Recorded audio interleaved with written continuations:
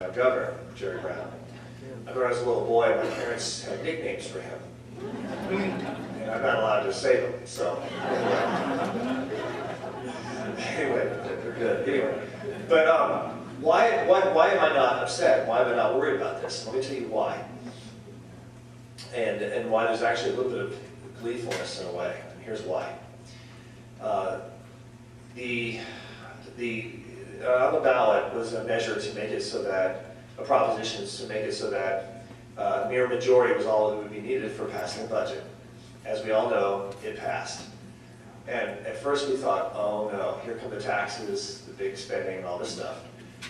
But there's another provision and another proposition on the ballot that actually firmed up the issue of taxes and fees to make it very clear that it's even broadened that protection against it by requiring a 2/3 majority vote of the Assembly and the Senate in order to pass any increase in not only taxes but fees as well. Because in the past they call things fees, not a tax. This is not a tax, this is a fee. See, don't you know the difference? Because they don't know the difference anyway. So that's how they got around it. But this says no. 2/3 must be needed for the Assembly and Senate for any passage of any taxes or fees. Well, the Liberals don't have 2/3 of the Assembly or the Senate. They have a majority, but not 2/3. And so they don't have the votes. And there's already enough people who, on the other side, who've signed a pledge that they will not approve any legislation with any tax or fee in it. So here they are, him in the majority, having to balance a budget pursuant to the state constitution, and they can't raise any taxes or fees to do it, unless they're able to, through a lot of fear-mongering, intimidate the voters in California to go to the polls and approve an increase in taxes or bonds.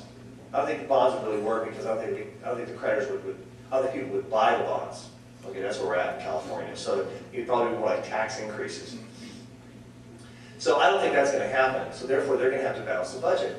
Now, this is the scenario. This is like the town drunks being given the responsibility and mandate to go into the liquor store and smash the bottles while the AA members are on the other side of the street keeping their hands clean.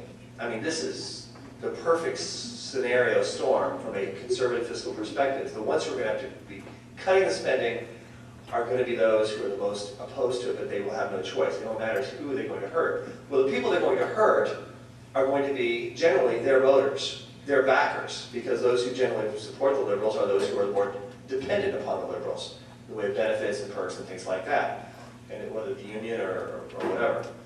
So they're going to be very upset. They're going to feel betrayed and very, very ticked off, even by their governor, by legislators as well, when everything's all said and done, I believe. Well, then we have the third facet of this, and that is the Assembly districts and the Senate districts, the State Assembly and State Senate, are all being redistricted, but not the normal way.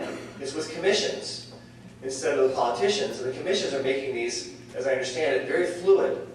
So they're not going to be solid Democrat, solid Republican. They're going to be very fluid, very bendable. And so in 2012, we're going to have all these bendable districts that could go either way, with some very angry supporters on the left side, feeling very betrayed, disillusioned, I believe.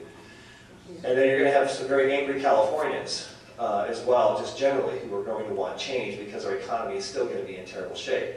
I think it's going to be the perfect storm for a 2010, but we will see it delayed 2 years to 2012. So that's my prediction. We'll see if that happens. And by then, by the way, the Arizona issue will be pretty much, I think, resolved. I think the U.S. Supreme Court will hopefully have that cleaned up and resolved completely, so that's good. Now, so that's sort of where I see that taking place on the state issues. Now I want to sort of open up for some Q&A. There's a microphone right there. I know you guys probably have any questions at all. When I see people running a microphone, it makes me nervous. Mind you, if you want to make a comment, that's fine, but keep it short and with a question. And by the way, I am fallible, I am correctable, so if I've said something incorrect or you think it's mistaken, feel free to